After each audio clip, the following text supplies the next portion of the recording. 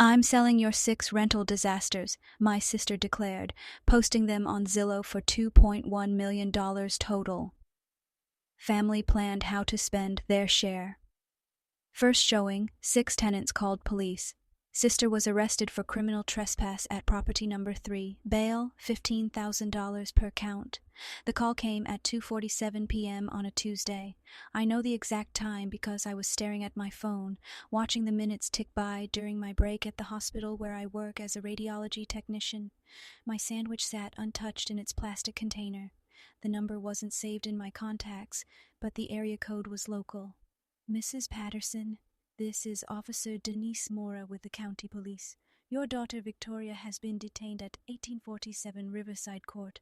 We need you to come down to the station. The sandwich container fell.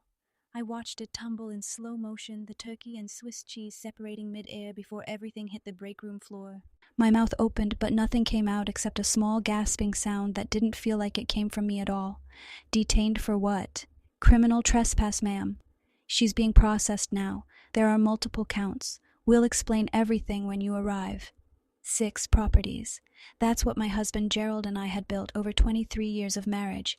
We started with a duplex in 2001, back when our daughters were still in elementary school, and we thought owning rental property meant easy, passive income.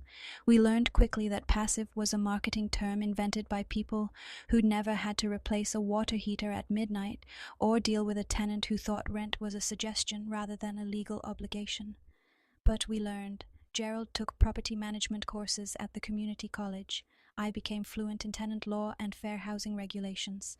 By 2018, we owned 6 single-family homes scattered across 3 zip codes, each one carefully selected for its location near good schools and public transportation.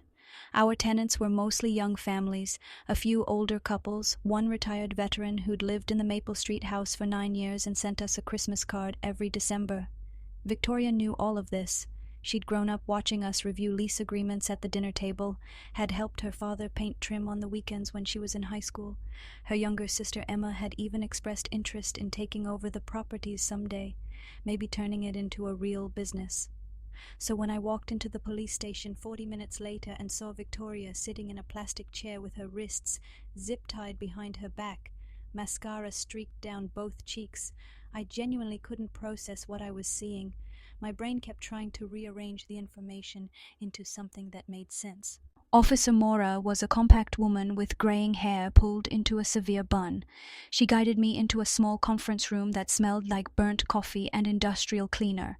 The chairs were bolted to the floor. Your daughter attempted to enter 6 different properties today, claiming to be the owner, she began, pulling out a tablet. She had a real estate photographer with her and a showing schedule. At some properties, tenants refused entry. At others, she used keys to gain access without permission. Multiple tenants called us. Some of them were terrified. One woman has a restraining order against her ex-husband and thought he'd hired someone to stake out her location. I felt my jaw literally drop open. It wasn't a figure of speech. I felt the hinge of my jaw release and my mouth fall slack like a puppet with cut strings. That's impossible. Victoria doesn't own those properties. My husband and I do. Officer Moore's expression shifted into something almost sympathetic. Ma'am, your daughter told all 6 tenants that you and your husband are elderly and suffering from cognitive decline. She said she's taking over the family assets and that all 6 properties are going up for sale. She posted active listings on Zillow this morning for a combined total of $2.1 million. The conference room tilted. I gripped the edge of the table, feeling the cheap laminate bite into my palms. Elderly, cognitive decline. I was 51 years old. Gerald had just turned 53. We hiked every Sunday. Last month we'd completed a 10-mile trail that left us sore but exhilarated. I want to see the listings, I said.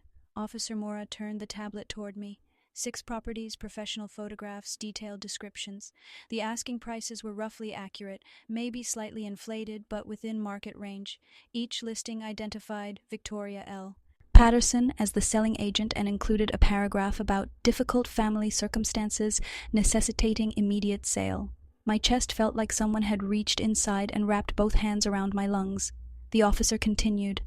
At the 3rd property, 1847 Riverside Court, the tenants refused to let her inside.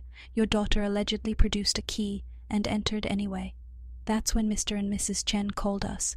By the time we arrived, your daughter was in the master bedroom taking measurements, while the photographer was shooting the kitchen. The Chen's 14-year-old daughter was hiding in her closet, texting her mother that strangers were in the house. I thought about the Chens. They'd been renting from us for 3 years. Mrs. Chen was a dental hygienist. Mr. Chen worked nights at the distribution center. Their daughter played violin and wanted to be a veterinarian. We'd approved them to install a fence in the backyard when they adopted a rescue dog. "Where's my husband?" I asked. "Does Gerald know?" "We left him a message. He hasn't called back yet." Gerald was in Cleveland for a medical equipment trade show. He'd texted me that morning complaining about the hotel's terrible eggs. The trade show. He was 600 miles away, and our daughter had apparently spent the day trying to sell our entire rental portfolio out from under us. Officer Mora's voice softened. "There's more. Your daughter wasn't alone in this." She pulled up text messages on her tablet, screenshots that must have come from Victoria's phone during the arrest. The group chat was titled Patterson Family Estate Division. The members were Victoria, her husband Blake, my younger daughter Emma, Emma's fiancé Tyler, and, my stomach dropped through the floor, my sister-in-law Denise and her husband Carl. The messages went back 3 weeks. "Denise, has anyone actually confirmed the properties are in their names? We need to verify before moving forward." Blake, "I checked the county records. All 6 are titled to Gerald and Patricia Patterson, but if they're declared incompetent, Victoria gets medical power of attorney." Emma, "Mom's been forgetting things. Last week she couldn't remember if she'd paid the electric bill. I had forgotten to pay the electric bill. Once. Because I'd been dealing with a kidney stone and spent 2 days in and out of the emergency room. I'd paid it the moment I felt human again, along with the late fee." Tyler, "My cousin works in elder law. He says we need documented evidence of cognitive impairment. Doctor's notes, stuff like that." Victoria, "We don't need doctors if we move fast enough. Once the properties are listed and we have offers, we can claim we're acting in their best interest. By the time they figure it out, the sales will be in escrow." Carl, "What's the split? I'm not doing this unless the numbers make sense." Victoria, 6 properties, estimated 2.1 million total. After sale costs probably 1.9 clear. I'm thinking 40% to me and Blake since we're doing the work, 20% to Emma and Tyler, 20% to Denise and Carl, and 20% we hold in trust for the parents' care. Denise, "That's generous of you to set aside 20% for them." The emoji made my throat close up.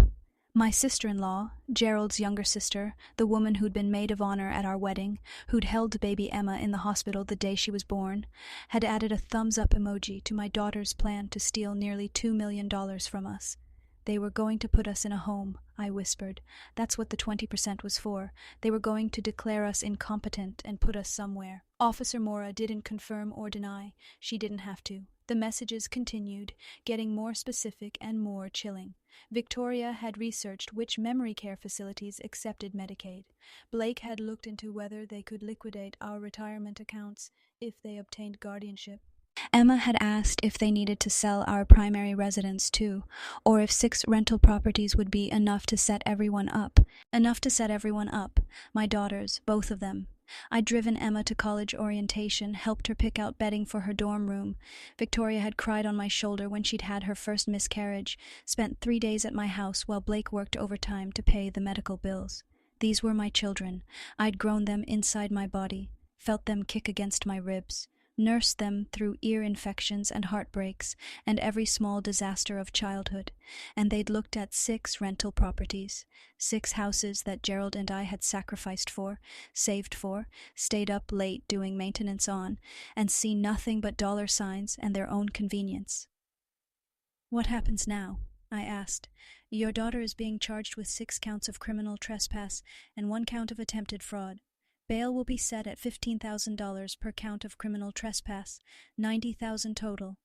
However, judges often set bail on concurrent counts lower than the arithmetic sum." "She'll need a lawyer. $90,000, or maybe $15,000 if she was lucky." I thought about how quickly Victoria had divided up $1.9 million in her head. I wondered if she'd already spent her share mentally, the way people do with lottery tickets. A bigger house, a new car, that vacation to Italy she'd been talking about since her honeymoon got canceled by COVID. "I'm not bailing her out," I said. Officer Mora blinked. "Ma'am, I'm not paying her bail. Let her call Blake. Let him figure it out." The drive home took 30 minutes. I don't remember most of it.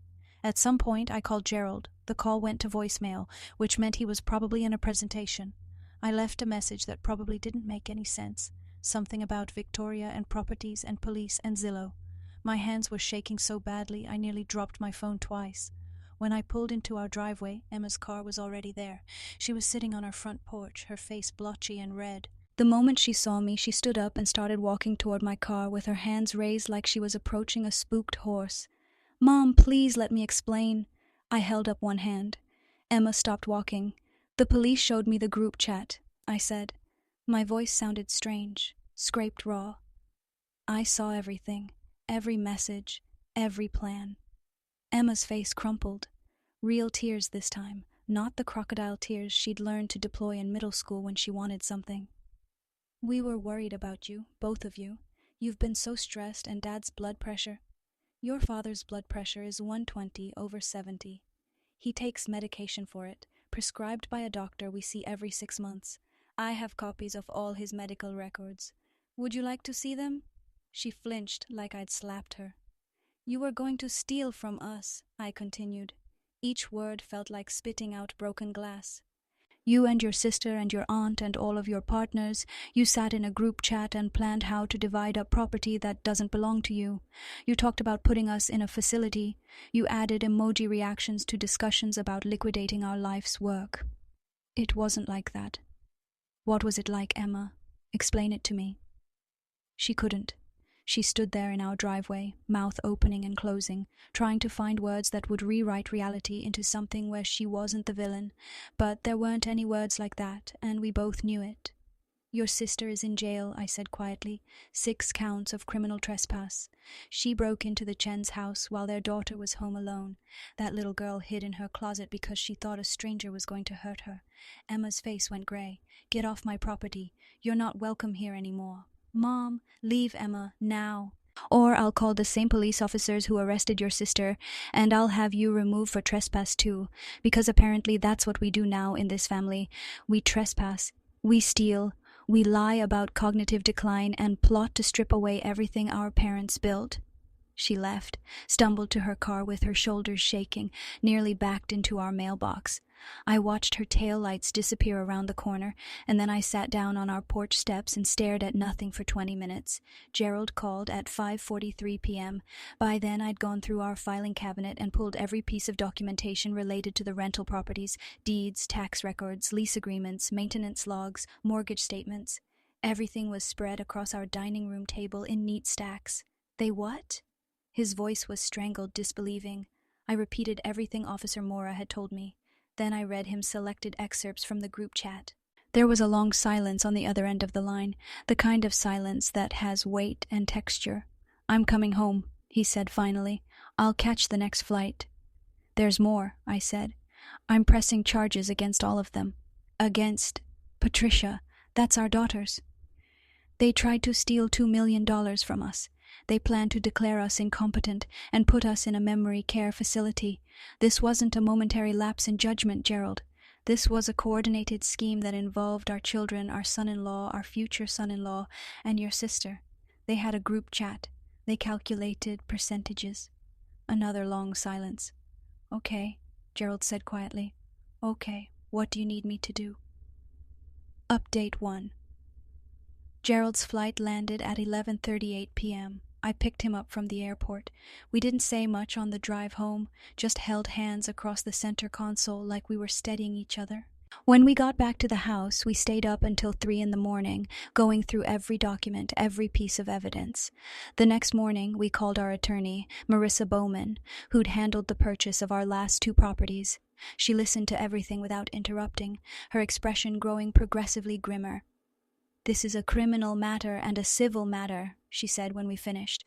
"Criminally, Victoria is facing serious charges. The prosecutor will handle that. Civilly, you have grounds to pursue damages against everyone involved in the conspiracy. Yes, even your daughters. The question is whether you want to do that." Gerald and I looked at each other.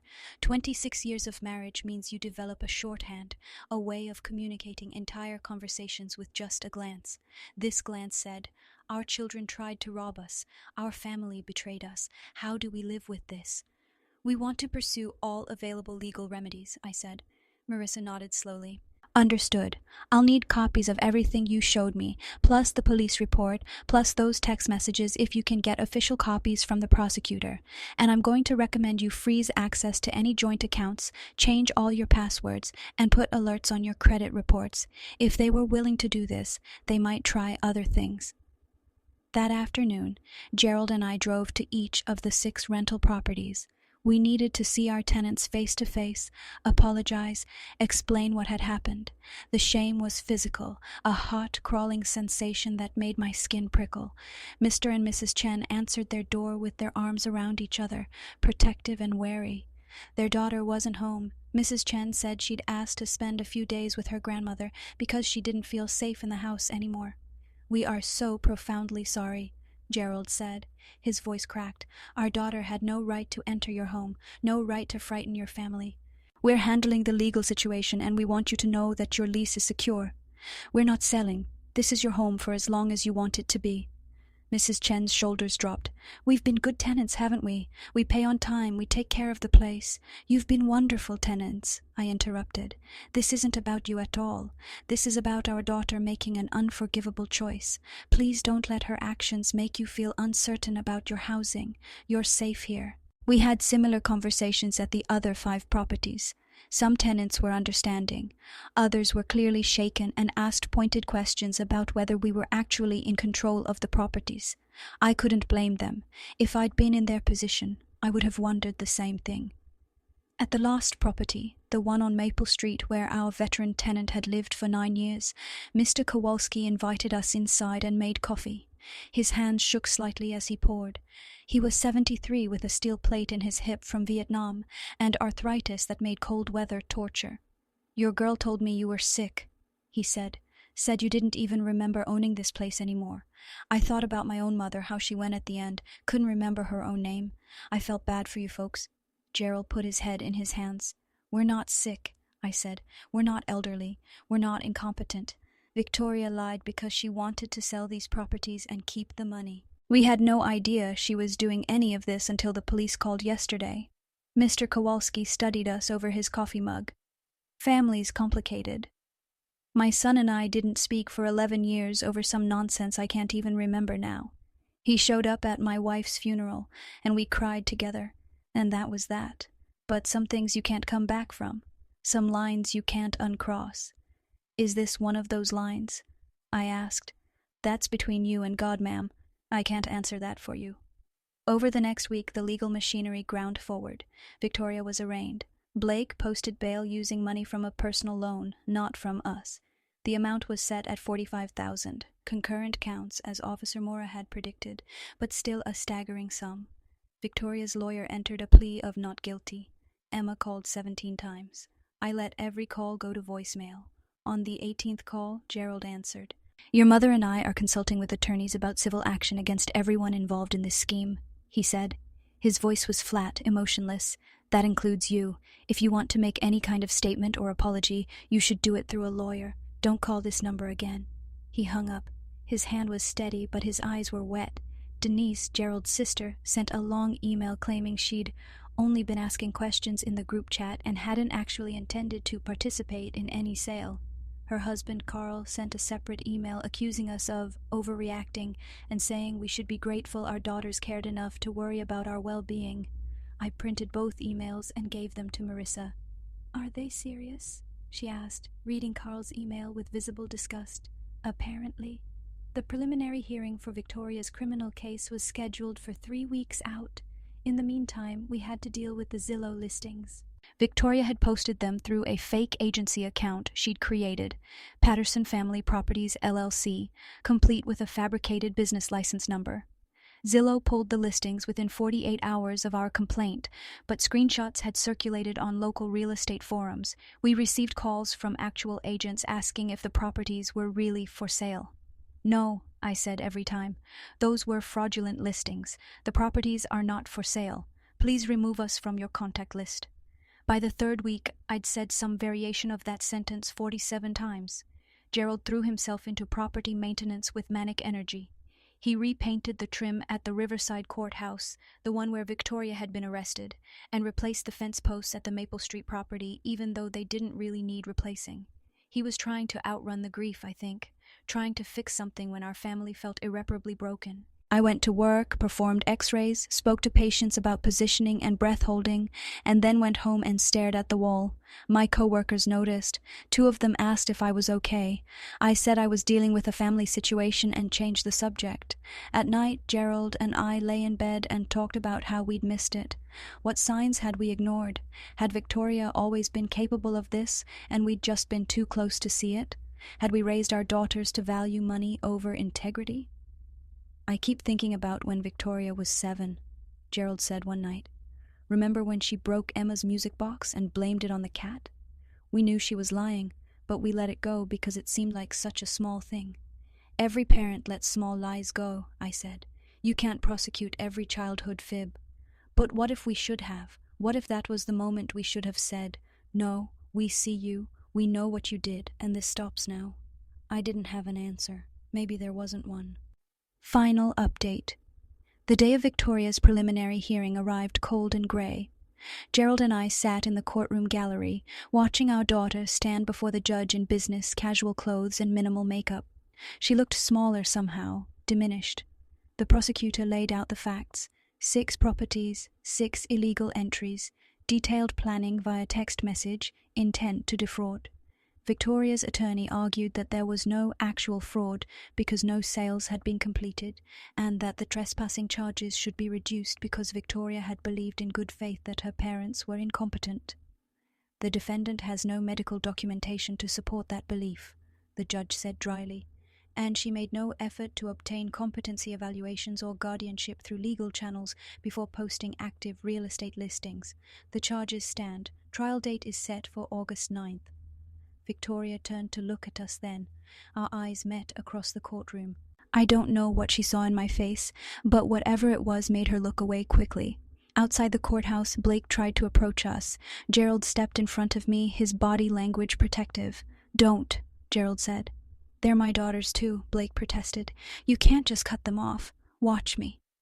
We walked away. Behind us, I heard Blake say something else, but I didn't turn around. 1 foot in front of the other. That's all I could manage. That evening, we met with Marissa to discuss the civil case. She'd drafted demand letters for all the co-conspirators, requesting compensation for damages, legal fees, and emotional distress. The amounts varied. Victoria and Blake faced the highest liability, Emma and Tyler slightly less, Denise and Carl the least, but still substantial. "Some of them might settle," Marissa said. "Others might force you to go to trial. Either way, this will be expensive and exhausting. Are you prepared for that?" Gerald reached for my hand. "We're prepared." The demand letters went out on a Friday. By Monday, we'd received responses from 3 of the 6 parties. Emma's was the most gut-wrenching, a handwritten letter that arrived by certified mail. "Mom and Dad, I know I betrayed you. I know sorry doesn't begin to cover what I did. I was jealous of Victoria's plan, angry that she was getting the bigger cut, and I let greed turn me into someone I don't recognize. I told myself we were protecting you, but that was a lie. We were protecting ourselves, our futures, our comfort, our wants. I can't ask for forgiveness because I don't deserve it. I just want you to know that I see what I did. I see the enormity of it, and I will spend the rest of my life trying to be a person who could never do something like this again. I love you. That's not enough. But it's true. Emma." I read the letter 3 times sitting at our kitchen table while Gerald cooked dinner. Each time my throat got tighter. By the 3rd reading, I was crying messy, angry tears that felt like they were being ripped out of my chest. "She's 28 years old," I said. "She's an adult. She knew exactly what she was doing." Gerald turned off the stove and sat down across from me. "I know. But she's still my baby. I still remember teaching her to ride a bike, helping her with her science fair project, driving her to her first job interview. How do I reconcile those memories with what she tried to do to us?" "I don't think you do reconcile them," Gerald said quietly. "I think you hold both things at once. She was your baby, and she tried to rob us. Both those things are true. Over the next 3 months, the legal processes ground forward. Victoria's trial was scheduled and postponed twice. Emma and Tyler settled their portion of the civil case by agreeing to pay $23,000 in damages and signing a notarized apology letter. Denise and Carl refused to settle and prepared for trial. Blake drained his 401k to cover mounting legal fees. Our rental properties continued functioning. Tenants paid rent. We handled maintenance. Life went on in its mundane, necessary way. But everything felt different now, covered in a thin film of grief that never quite lifted. In July, something unexpected happened. Mr. and Mrs. Chen asked if they could buy the Riverside courthouse. "We know you said you weren't selling," Mrs. Chen explained, "but our daughter loves this neighborhood, and we've saved enough for a down payment. If you ever change your mind, we'd like to be first in line." Gerald and I discussed it for 3 days. Finally, we agreed to sell them the house at a fair market price. No markup, no penalty for what Victoria had put them through. The sale closed in September.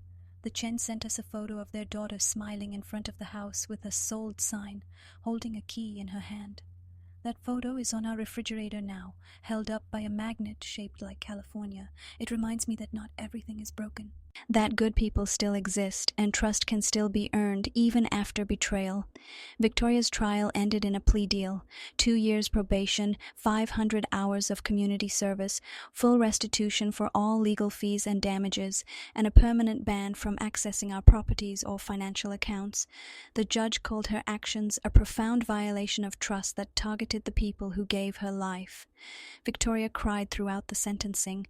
I watched from the gallery and felt nothing but a vast aching emptiness. Denise and Carl lost their civil trial. The jury awarded us $47,000 in damages. We haven't seen a penny of it yet. They're appealing. Emma's letter sits in my desk drawer. I take it out sometimes, read it again, try to find my way to something that looks like forgiveness. I'm not there yet. I don't know if I ever will be. But Gerald and I still own 5 rental properties. We still hike every Sunday when the weather permits. We celebrated our 27th anniversary last month with dinner at the Italian place where we had our first date. We're building a life on the other side of this, smaller in some ways, with fewer people in it, but maybe more honest. Maybe that's the trade-off. You lose the pretty lies and keep only what's true. Here's what I've learned. Family is not an excuse. Love is not a shield against accountability. When someone shows you who they are through their actions, not their words, not their apologies, but their choices when they think no one is watching, believe them. And yet, the door is not locked forever. If Emma spends the next decade becoming someone trustworthy, if she does the hard work of genuine change, maybe we'll find our way back to each other, or maybe we won't. Either way, Gerald and I will be okay. We built something real together, something that couldn't be stolen by fraud or betrayal.